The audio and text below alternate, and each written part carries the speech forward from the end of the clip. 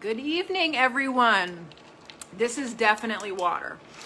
It's been a long day. My goodness gracious, that is for sure. Whatever is in your heart and mind today, I hope that you are taking good care of yourself because it's a very stressful time, no matter what side of this fence you are on. I hope that this lecture tonight will give you a quick little reprieve from perhaps looking at maps, and you can sit back and think about the wonderful world of neuropsychology. I am Dr. Karen Sullivan. I am a very proud board-certified neuropsychologist, and this lecture tonight has been a very long time in the making. Since we started offering these free brain health lectures, this has been about 3 years now. Quite a few times a month I get a message, a request on what is the type of training that I would need to become a neuropsychologist. And these questions always warm my heart because of the motivations that I have for doing this. One is to really get people knowledgeable and excited about neuropsychology and what neuropsychology can offer the brain health community. So tonight I'm going to tell you what it took to get here today, and if you are interested, how you can pursue those interests yourself. It has definitely been a long journey, officially about 14 years of the official education and training. So don't let that deter you, because when you're doing something you love, time passes relatively quickly. But I'm also going to share with you ways you can pursue your interest in this field, even if you aren't interested in going on and getting your doctorate. There's all sorts of ways you can continue your own brain health knowledge journey. So what is neuropsychology? The way we describe it is it's the study of brain and behavior. But what really separates us from neurology is that we kind of have a philosophical commitment to the idea that the person is the most important piece of the puzzle, that the person exists first, and the brain and the brain health challenge is within the context of that unique human being. We consider ourselves to be scientist practitioners, and what that means is that we uphold the scientific method. We believe in science and evidence-based assessments and recommendation. Our job is to look for abnormal patterns of cognition, mood, and behavior from a variety of different data sources to inform what we think is the diagnosis for a folk with a brain health issue, and what are personalized brain health recommendations. So we don't prescribe medications unless you are in Louisiana or New Mexico, and in those states you have to do an extended postdoctoral fellowship. To be a good neuropsychologist, you really have to be a good psychologist, and that's really the training that you go and you get. This is why we have our doctorate degrees in clinical psychology, and there's no PhD in neuropsychology. Being a good psychologist is absolutely key to doing this job well, because you have to be skilled in interpersonal relationships, how to build rapport, how to make people comfortable telling you some really sensitive things, how to understand family systems dynamics. There's a lot of personal psychology that comes in to any type of neurological issue or a concern about memory or attention, something like that. It's really important that we put people at ease when we talk to them and communicate to them that we're genuinely interested, and that we are here together as two experts that are going to join in with my expertise from school and my life, and your expertise as the person who is actually going through this very significant experience. And so the best neuropsychologists are people that have those basic kind of clinical skills. Clinical neuropsychologists work in many different settings. Some primarily work in the area of testing or assessment. That's mostly what I do. I also do some therapy. That's a little bit unique within the world of neuropsychology, but that's kind of what makes it cool too, is you're in a great position to help people with counseling because you are able to bring your knowledge of the brain health challenge to those conversations. Sometimes I get worried if a counselor doesn't really understand neuropsychology, that sometimes they can make recommendations that are just not realistic for the person, right? And so we have to be able to understand the brain is kind of the lens through which mood and disorder issues happen. But other neuropsychologists, you can work in a hospital, in rehab setting, in private practice.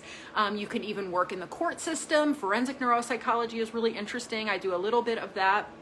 You can work with teams, speech pathologists, occupational therapists, neurologists, vocational training, or you can kind of be on your own and do your own private practice. That's what I'm doing right now. you don't dabble in neuropsychology, and this is why that board certification piece is super important. So about 4 to 5% of licensed psychologists in the United States are neuropsychologists. And within that, there's even a smaller number that's board certified. So if you were to see my card, it would say Karen Sullivan, PhD, comma, ABPP.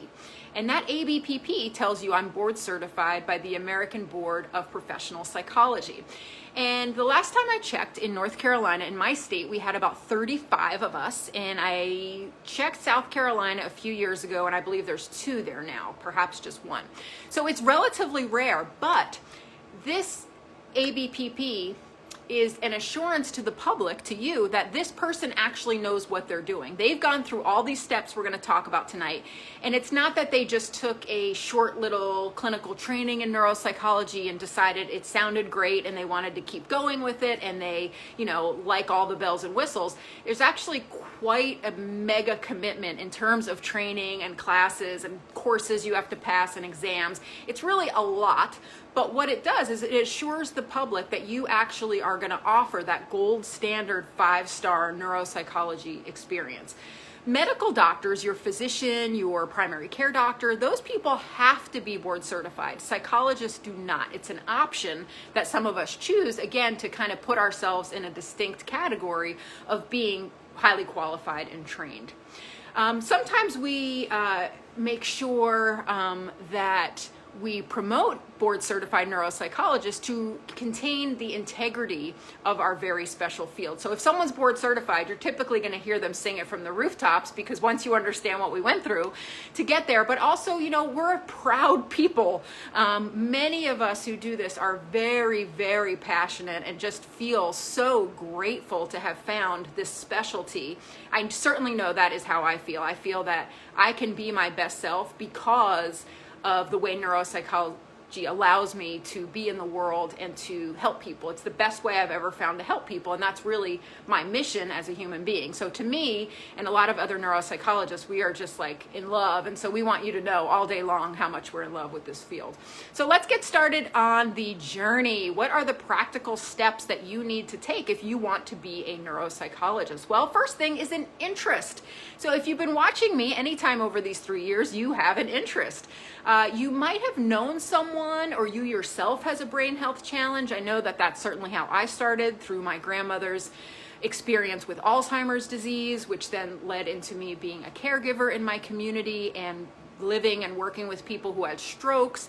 And I just became very fascinated by the intersection of people and a brain health challenge.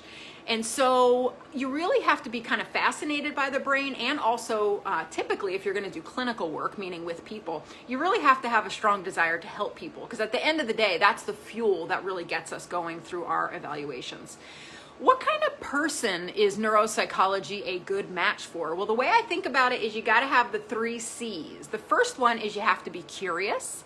Second one is you have to be compassionate. And the third one is you have to be comprehensive. You have to value data, information, motivated to get the medical record, motivated to call the second daughter to get their opinion, motivated to look at the brain scans, look at the thyroid levels in the clinical primary care notes. You're always kind of wanting more and more information, because it's really what we do as neuropsychologists a lot of times is pattern analysis. We're never told what's going on with the person through one test. That's very unusual. We're really looking for more and more evidence or proof. Oh, okay, that's the pattern that I see here, and I know that's the pattern of Alzheimer's disease, or that's the pattern of a thalamic stroke, right? We're really looking to confirm the theory or the hypothesis that we have in our mind after meeting with people after the hour-long interview that we typically do. So I often think of myself as kind of like a brain detective, and if that sounds interesting to you, then I think you'd be on the right track. What we're really focusing on are the strengths and weaknesses that people have as they're in that room with us right then and there getting evaluated. So my goal is to make the person sitting in front of me feel that I genuinely care, so they can open up and tell me the sensitive things that they're worried about, that their family can do the same. And then we make informed decisions about what tests we're going to do. A lot of our tests are paper and pencil tests, and so we're really using the interview to inform, well, here's what we're going to look at further when we have our awesome psychometrist, our board certified technicians doing the testing for us, which they report back to us. So if you're already on board, if you're like, this is it, Dr. Sullivan, I'm with you, then one place to start is by reading more works of brain health clinicians. And we have neurologists and neuropsychologists to gain wisdom from. The neurologist that I would highly recommend to you is my personal hero, Oliver Sacks. He totally changed my life when I was a teenager, made me understand that this type of work was possible, and that was through a movie that was about his life and his experience with a group of patients in New York called Awakenings. Did anybody see Awakenings? Robert De Niro, Robin Williams. I saw it multiple times in the theater, cried my eyes out every single time. Oh my God, that's a career. I was just so touched. Or the work of Jenny Ogden, O-G-D-E-N. She's a PhD from Down Under, and they both have a style of writing about brain health disorders within the context of the humanity of the person. So The Man Who Mistook His Wife for a Hat is a really great one from Oliver Sacks, or The Fractured Mind from Jenny Ogden. So even if you're like, I'm not down for the 14 years of school, but I want to learn more, get those two books, okay? The first thing people do in terms of formal education to be a neuropsychologist is they get their bachelor's degree. So you can have a Bachelor of Arts, a Bachelor of Science. Most people get their bachelor's degree in psychology. You can also get it in biology, and certainly you could get it in geography, right? You just have to start in your formal education excelling as a student and developing a academic resume called a CV, or a curriculum vitae, that basically shows how you are exploring and excelling in your interest in the brain, okay? So we're gonna talk about this in a little bit more detail. You absolutely have to have excellent grades, and you have to start to train your mind that you're looking many, many years down the road with the goal of getting into graduate school, getting your PhD in clinical psychology, because that is a must to be a neuropsychologist. Getting a doctorate in clinical psychology is extremely competitive. The only harder program to get into in the world is veterinary school. The hardest job, most competitive job to get into is to be a vet. Then we have clinical psychology, and then medical school is after clinical psychology. So the year I was lucky enough to get into my graduate program at Boston University, we had over 700 applicants, and my class was of 9 women, and only one neuropsychology student was taken that year, which I was very, very, very lucky and grateful to be that person. And part of what I learned in the road to getting that acceptance was all the things I did before, and that's why I'm very happy to talk about this, because I think too many people think you should be doing something else, which is like volunteer work, or working with kids, or showing that you can do kind of one-on-one counseling type thing. And the truth is that PhD programs are highly academic and research oriented. So if you want to be a neuropsychologist, what you would be much wiser to spend your time doing is focusing on research. How can you present posters at academic conferences? How can you be a name in the authorship list on journal articles, okay? So when you get your BA in psychology, you get to take the best classes in the world: abnormal psychology, physiological psychology, sensation and perception, statistics, all of the most interesting topics in the world, neurobiology. And again, you want to start thinking of this idea of building your CV. So if you've never heard of a CV and you want to do this, go on Google, download a template, and what you're going to see is all these sections, and you're going to have nothing to put in it at first: research, conferences, professional organizations, and that's going to be your guide for how you need to fill it in over time. Okay, wow, I have nothing to put in under research. You're going to start to talk with your professors and start to ask, I would really like to be involved in research. My goal is to become a neuropsychologist, and I know that I need some research under my feet, not only for the glory, the feather in your cap of the presentation, but learning the process of research and see if you actually like it. You definitely want to join a professional organization as a student affiliate. So I would recommend something like the American Academy of Clinical Neuropsychology, AACN, or NAN, the National Academy of Neuropsychology. They typically have lower costs for you to join as a student. Your job really in that 4 years is to just excel and to say yes to every opportunity possible. Because clinical psychology is so competitive, you have to do something to stand out. You have to do an honors project. You have to find something that you think would be something you might want to explore in grad school. And again, approach a professor that you like and see if they would sponsor you for a honors project. The honors project I picked at my undergrad university, Clark University in Worcester, Mass, was about the subjective experience of early stage Alzheimer's disease. And I picked that because of my early experience as being a caregiver. So you can kind of see as your career starts that you're building a path, you're building an interest area. And it's typically best, instead of jumping all around, is find something you really like and then try to deepen your experience within that. Because when it's time to apply to graduate school, one of the biggest unknown pieces of information that's super important is you're not really applying to the school. You're actually applying to be matched with a mentor, a research mentor, a clinical mentor. And how you're going to go about figuring out who that is you're going to look at a school, get the list of their faculty, email these people, and respectfully ask them, are you taking a student the next year? If they are, you can exchange your CV and start to help them understand how enthusiastic and skilled you are. And the goal there is, what can you do to support this mentor's research? Because the way that people accept students into PhD programs is almost always they have a research grant from the government. And they have a few slots on that grant for graduate students.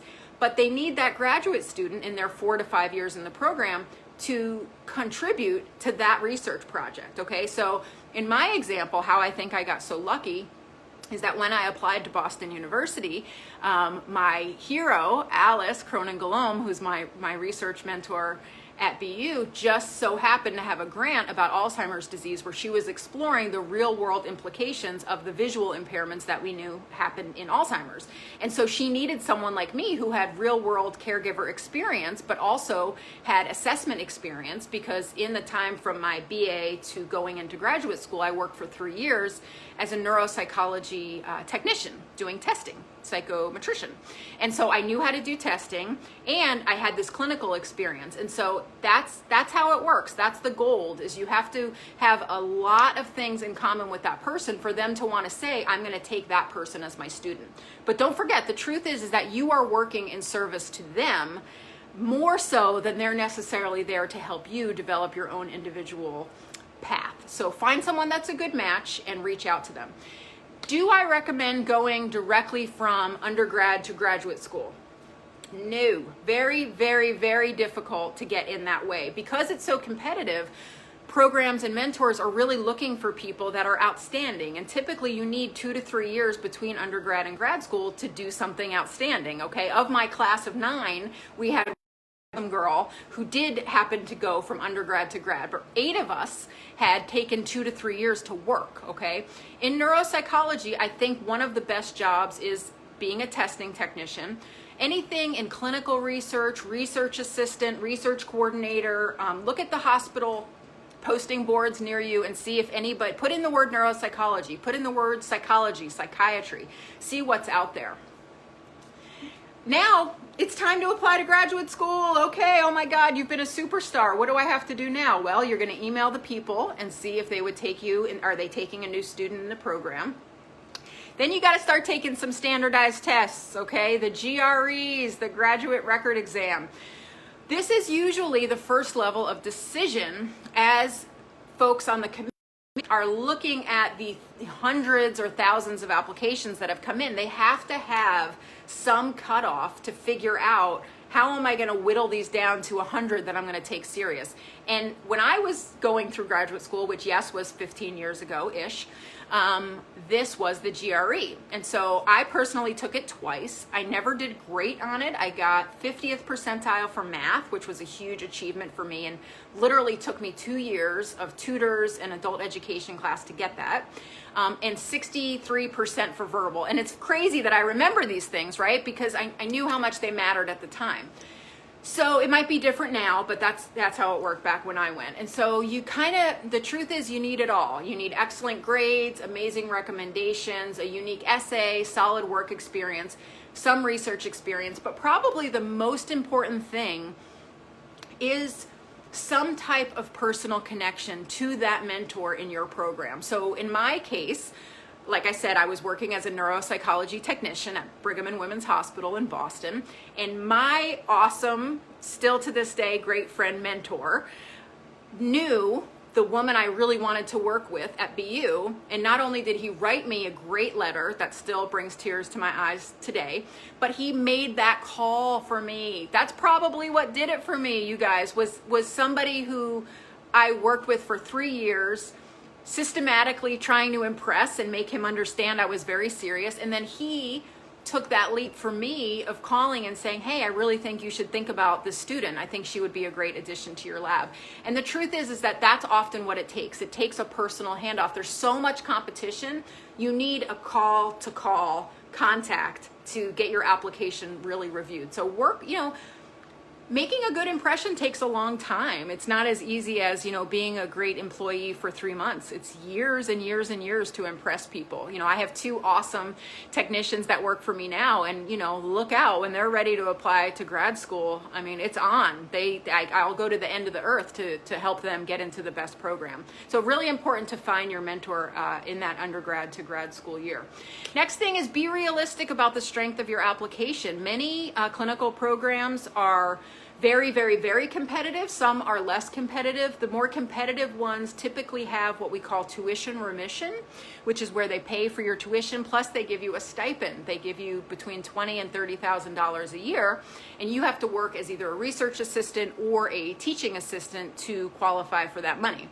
Some of the less competitive programs, you might get no stipend, you might have to pay a little bit of tuition, and some you even have to pay the full tuition. So be realistic about which ones you should apply to. If your package is phenomenal, then go for the top. If you realize, wow, I kind of messed up a little bit as an undergrad, or I don't really have any research, you got to figure that out and know what programs are realistic within your reach. So then you apply, right? It's a whole process. By the time you're done applying, you think you earned your PhD because it's that difficult. I remember the day I got my call for my interview, which is your first step, I really felt like, man, this is it. I made it. That was the goal. But of course, that was just the entry point. So once you go for your interview, you're halfway there. But this is much more of the personal match. So the way I think about it is your CV got you to the interview. And once you're at the interview, it's kind of on you. Your mentor is checking you out to see if they want to work with you for 4 to 5 years. You have to be professional, but positive and supportive and cool and normal. And, a lot of people can get really nervous or uptight when things are high stakes, and you have to really, really work to be attentive, but not overbearing, right? You just really want to let your best self shine. Do whatever it takes to wear the best clothes, get your hair done. I don't care what it is, just whatever you can do to boost your confidence on that day.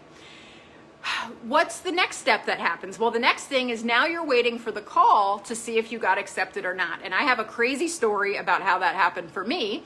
I was sitting at my desk at Brigham and Women's Hospital, and I was waiting. I knew that call was any minute now, any day. I knew it was time. And I was sitting by my desk all day. And at one point I got up to sharpen my pencil. And when I came back to my desk, my mentor had left a message on my answering machine mysteriously saying, I'd like you to give me a call tonight once I get home from work, and we can talk about your application. Now, it was about 7 hours until that phone call was going to happen. And you better believe I was a complete wreck. I remember I took my husband and my stepdaughter, we went to get ice cream. The only thing I could do was, okay, I got to have a giant sundae to distract myself. And sure enough, at 8 o'clock that night, I called her and was the absolute dream of my life at that point was to get into this clinical program at BU. And it was truly the highlight of my life at that point that I had been able to earn myself a place in this class. So then once you're in, you guys, that's just the getting in. That's just it. Now you're in. Now you have to do the real work. Okay, so it's 4 to 5 years of classes. Very interesting classes, neuroanatomy, personality assessment, therapy, it goes on and on. After about your first year, you start to do clinical work. This is practicums, going and shadowing neuropsychologists, learning more about testing, seeing what does a Parkinson's patient have going on in terms of executive function, person with a stroke in the cerebellum, how do they look, right? It's a lot of practical real world experience. At about year 4 or 5, you now apply for internship. And internship is a 1-year kind of introductory, highly supervised clinical neuropsychology placement. And I did mine at the Boston VA through Harvard Medical School. And we would see a couple patients per week with a lot of supervision from a couple excellent neuropsychologists who were kind of really wetting our whistle and helping us understand how to write reports, how to do interviews, how to score testing.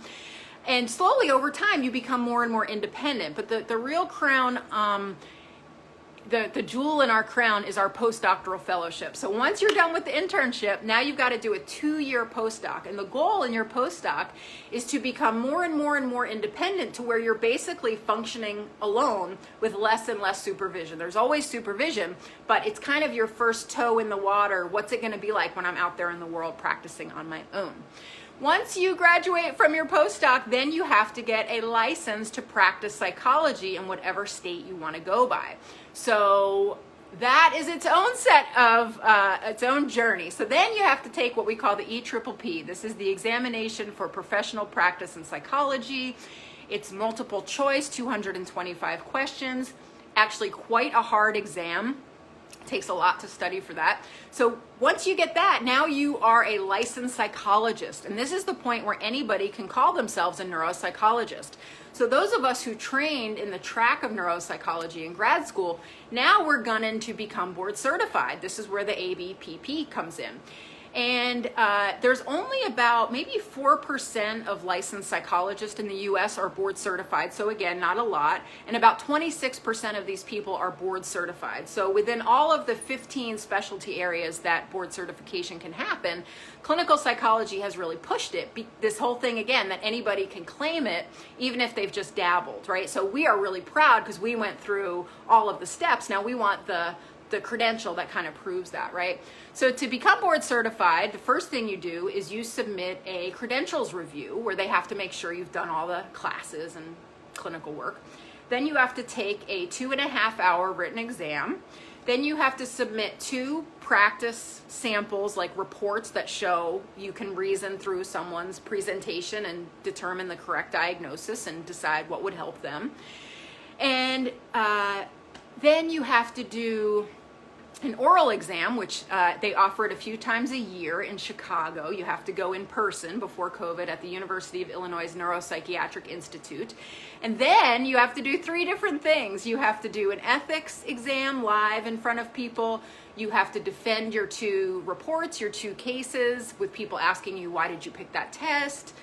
Why did you think it was this and not this? And then you have to do the most difficult part, which we call fact finding. And this is where a very high level expert in your peer group, somebody that you really admire, sits you down and tells you very little about a person's brain health challenge, and you have to elicit the information to come to the correct diagnosis that that person did as well. Very nerve-wracking, but also, honest to God, exhilarating, because by the time I sat in that chair and I got to answer those questions, I was on cloud 9. I had really reached my pinnacle of training, and I've never been so proud to have a couple letters after my name. Still to this day, you can get me crying if you start talking about board certification. So once you have it, then you got to maintain it, and you have to do continuing education credits every 2 years and pay all sorts of dues. So for those of you not interested in becoming a neuropsychologist, this might have been a snoozer.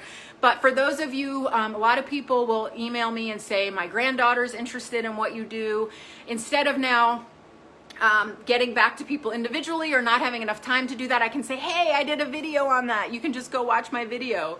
If you think that this was helpful or interesting, or this might be something people might like to hear about, please share this lecture tonight. We're actually 10 follows away from hitting the 8,000 mark on the I Care for Your Brain Facebook page. And that just makes me and Carrie so happy, because we are here to increase people's access to high quality brain health education. And we do that because we truly believe that it is empowering and you deserve to hear this type of information.